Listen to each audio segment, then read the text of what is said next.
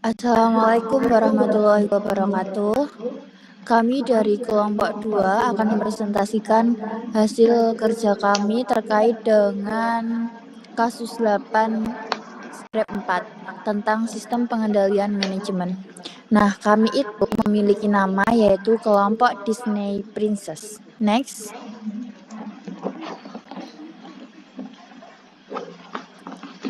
Next, PPT-nya Mbak Rina.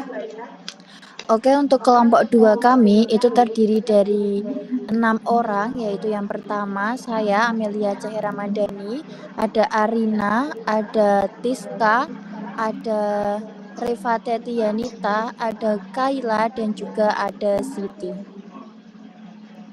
Next. Nah, untuk materi kami itu terkait dengan latar belakang kasus 8/4, ada organisasi, strategi produsen dengan biaya terbaik, ada proses perencanaan, pelaporan, kompensasi, komunikasi, kejadian terbaru, dan nanti ada 3 pertanyaan. Next. Nah, untuk yang pertama yaitu latar belakang. Untuk latar belakang ini ada banyak latar belakang yang melatar belakangi kasus 8/4 ini.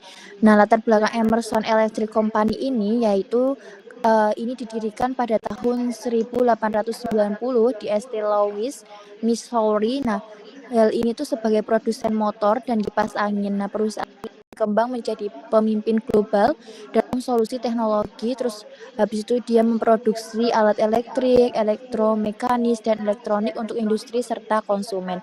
Nah, pada tahun 1993 itu Emerson itu mencatat penjualan laporan keuangannya itu sebesar 8,2 miliar dengan laba bersihnya 708 juta serta 2 miliar dari usaha patungan internasional.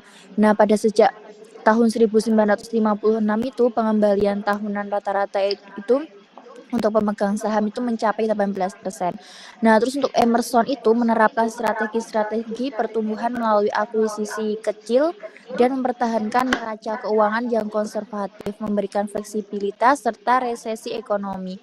Nah, kepemimpinan Charles F. Kennedy sejak 1973 itu memperkuat komitmen perusahaan terhadap pertumbuhan keberlanjutan dan kinerja keuangan yang stabil. Next. Nah, untuk organisasi-organisasinya ini kami membuat poin-poin, yaitu yang pertama terhadap strukturnya, yaitu Emerson itu terdiri dari 40 divisi, yang mana 40 divisi itu dikelompokkan menjadi 8 segmen usaha sejak tahun 1990. Terus yang kedua ada organisasi manajemennya. Nah, itu setiap divisi itu diawasi dewan direksi yang rutin meninjau performa. Dan untuk selanjutnya itu ada staff. Nah, beberapa staff ini jumlahnya itu korporat tetap 311 itu sejak 1975 untuk menjaga efisiensi kinerja. Nah, yang terakhir di organisasi kasus 8/4 ini ada komunikasi, yang mana itu tuh tidak ada bagian organisasi formal untuk mendorong komunikasi terbuka.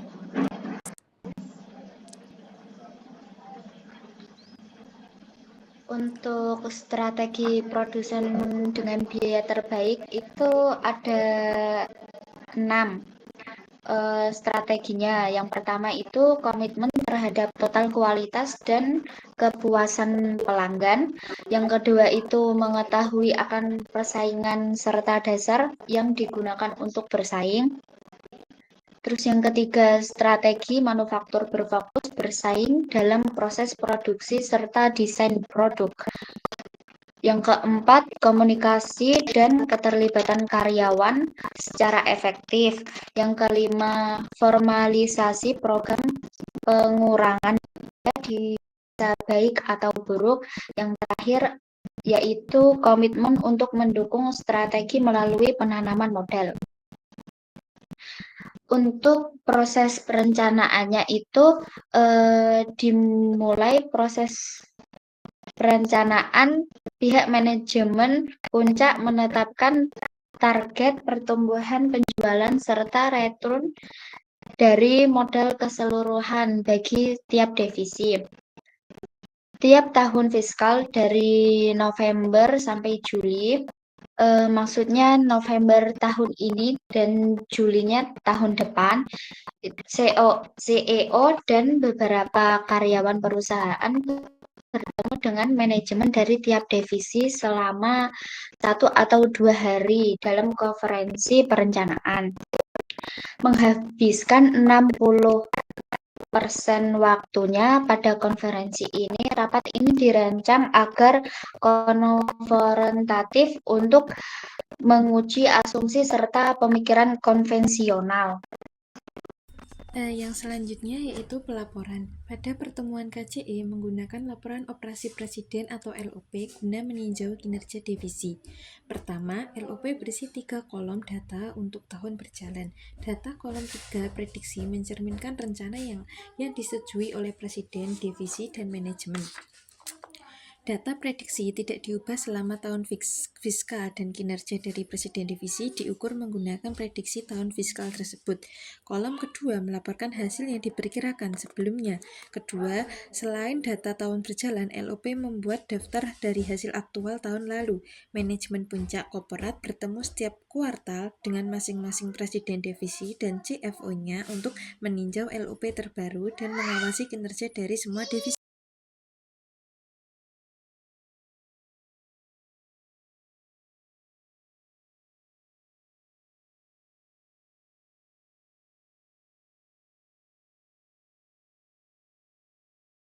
Kompensasi. Mereka yang memiliki potensi tinggi ditawarkan serangkaian penugasan untuk mengembangkan keahlian mereka.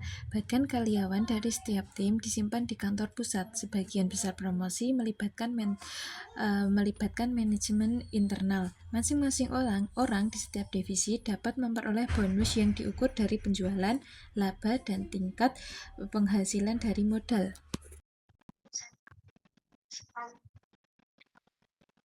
Nah, di sini ada sebagai ukuran dan komunikasi, manajemen puncak merasa bahwa setiap karyawan sebaiknya mampu menjawab 4 pertanyaan penting mengenai pekerjaannya. Yang pertama, mengurangi biaya apa yang sekarang Anda kerjakan. Bentar. Nah, itu bisa dilihat dari pertanyaannya tersebut menunjukkan bahwa setiap karyawan diharapkan memiliki kesadaran dan tanggung jawab terhadap efisiensi operasional. Hal ini berguna untuk mengurangi pemborosan, meningkatkan produktivitas, dan mengoptimalkan sumber daya yang digunakan. Contohnya seperti karyawan sedang mengoptimalkan proses pengadaan bahan baku dengan memilih pemasok lokal yang lebih terjangkau harganya tanpa menurunkan kualitas produk. Yang kedua, siapa saingan Anda? Nah, perusahaan harus mengenal siapa pesaing yang ada di pasaran. Itu adalah langkah penting yang dilakukan perusahaan untuk memahami posisi perusahaan di pasar. Dengan mengetahui siapa pesaing di pasar, perusahaan dapat meningkatkan kualitas produk atau layanan. Contohnya, kita ambil dari produk micin, perusahaan Sasa dan Ajinomoto adalah salah satu perusahaan dengan produk yang serupa. Namun, kedua produk tersebut memiliki kekurangan dan kelebihan masing-masing. Contohnya sekarang, seperti Ajinomoto sekarang mengeluarkan produk dengan kemasan kertas agar sampah dapat terurai dan mengurangi limbah plastik. Yang ketiga, sudahkah Anda bekerja sama dengan pelanggan Anda untuk membuat produk atau layanan yang lebih baik? Pertanyaan ini menekankan pentingnya kolaborasi dengan pelanggan sebagai sumber umpan balik untuk inovasi dan peningkatan. Pemahaman terhadap kebutuhan dan terhadap pelanggan adalah kunci untuk menciptakan produk atau layanan yang relevan dan memasukkan inovasi yang terbaru dari pelanggan. Contohnya seperti karyawan perusahaan melakukan survei kepuasan pelanggan terhadap produk yang dijual dan mengidentifikasi kebutuhan pelanggan terhadap variasi maupun fitur tambahan pada produk. Yang keempat, inovasi apa yang sedang Anda kerjakan? Inovasi adalah salah satu pilihan utama dalam mempertahankan keberlanjutan bisnis. Setiap karyawan diharapkan aktif berpikir kreatif untuk mengembangkan ide-ide baru yang dapat membawa nilai tambah bagi perusahaan. Contohnya seperti perusahaan sedang mengembangkan rancangan awal untuk aplikasi yang menggunakan kecerdasan buatan untuk mempersonalisasi pengalaman pengguna. Hal ini diharapkan dapat meningkatkan keterlibatan pelanggan dan retensi produk. Next. Kejadian terbaru. Emerson menginvestasikan $2 miliar dalam teknologi meningkatkan kontribusi produk baru pada penjualan menjadi 24% pada 1993 dengan mayoritas penjualan berasal dari produk terdepan di pasar. Perusahaan diverifikasi ke pasar global dan peralatan konsumen sambil melanjutkan akuisisi internasional. Dampak struktur organisasi baru terhadap hubungan manajemen belum sepenuhnya jelas.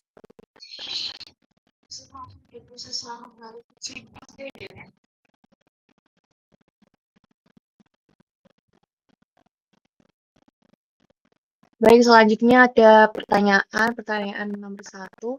Evaluasi strategi CEO Connect untuk Emerson Electric Company. Dengan memandang strategi ini, evaluasi sistem perencanaan dan pengendalian yang dijelaskan dalam kasus, apakah kekuatan dan kelemahannya?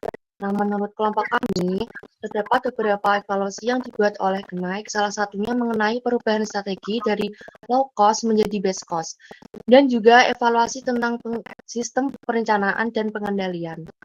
Kami menyimpulkan bahwa evaluasi Connect tentang strategi, sistem perencanaan, dan pengendalian berdampak positif bagi perusahaan Emerson. Namun, terdapat kelemahan yang akan diterima oleh perusahaan. Nah, kelemahannya itu, salah satu visi dari Emerson Company adalah menciptakan tingkat efisiensi yang tinggi. Dalam hal produksi, dengan adanya visi ini, maka perusahaan mempertimbangkan segala aspek dalam produksi dari mulai pemilihan bahan yang berkualitas hingga biaya produksi yang terbaik atau diistilahkan best cost produk.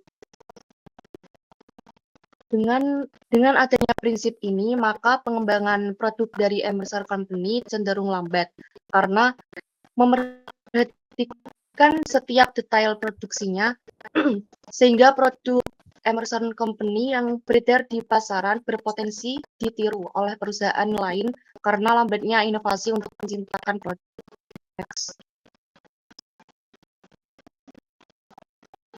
Selanjutnya yaitu kekuatan. Connect telah melakukan revolusi dalam tubuh Emerson Company dengan menentukan adanya perubahan pada beberapa hal, di antaranya mengubah orientasi penentu harga dari low cost menjadi best cost. Ada 6 elemen atau langkah yang diambil Connect untuk mengimplementasikan strategi ini, yaitu yang pertama, berusaha meningkatkan kualitas produk dan meningkatkan tingkat kepuasan konsumen.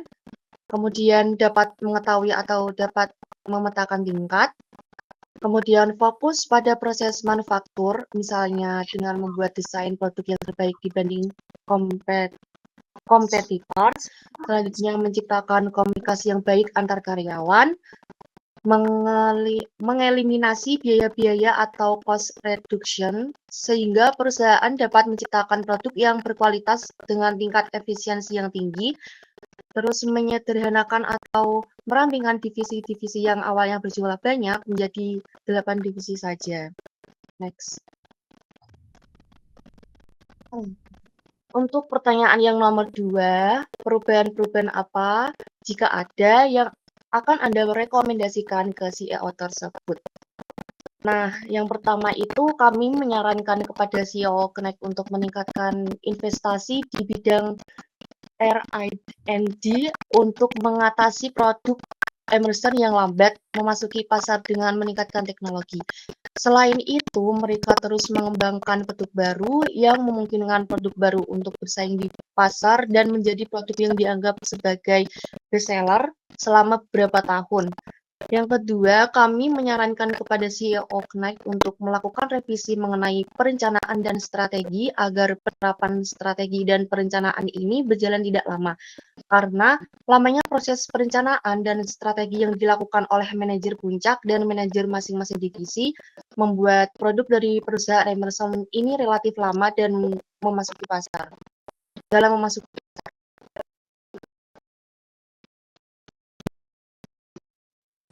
next. Yang pertanyaan nomor 3 ada, apakah peran dari manajer divisi dalam sistem pengendalian manajemen pada Emerson Company? Jadi peran dari manajer masing-masing divisi dalam perusahaan Emerson adalah melakukan pengawasan atas keseluruhan strategi yang dijalankan dalam perusahaan Emerson, serta melakukan pengawasan kepada tiap-tiap unit divisi apakah mereka sudah melaksanakan kinerja sesuai dengan sistem pengendalian manajemen yang berlaku ataukah belum, sehingga perencanaan yang dilakukan oleh masing-masing divisi dapat tercapai sesuai dengan target yang telah direncanakan sebelumnya. Selanjutnya, kesimpulan. Emerson Electric Company di bawah kepemimpinan CEO Charles F. Knight berhasil menerapkan strategi dan sistem perencanaan yang efektif untuk mencapai kesuksesan jangka panjang. Pendekatan utama yang diterapkan adalah fokus pada inovasi produk, efisiensi operasional, dan sistem pengendalian yang ketat. Knight mendorong perusahaan untuk beradaptasi dengan perubahan pasar dan mengoptimalkan sumber daya untuk mencapai melalui perencanaan strategis yang jelas, pengawasan yang ketat, serta pemanfaatan teknologi dan riset. Emerson mampu mempertahankan posisi dominannya di pasar industri global. Sistem pengendalian yang diterapkan mencakup evaluasi kinerja yang rutin, memberikan insentif bagi inovasi, dan memastikan setiap unit bisnis berkontribusi maksimal terhadap tujuan perusahaan. Oke, Sudah. ya. Jika nanti ada yang ditanyakan, bisa komen di kolom komentar. Next. Terima kasih. Sekian dari kelompok 2. Jika ada kurang dan salahnya mohon maaf. Wassalamualaikum warahmatullahi wabarakatuh.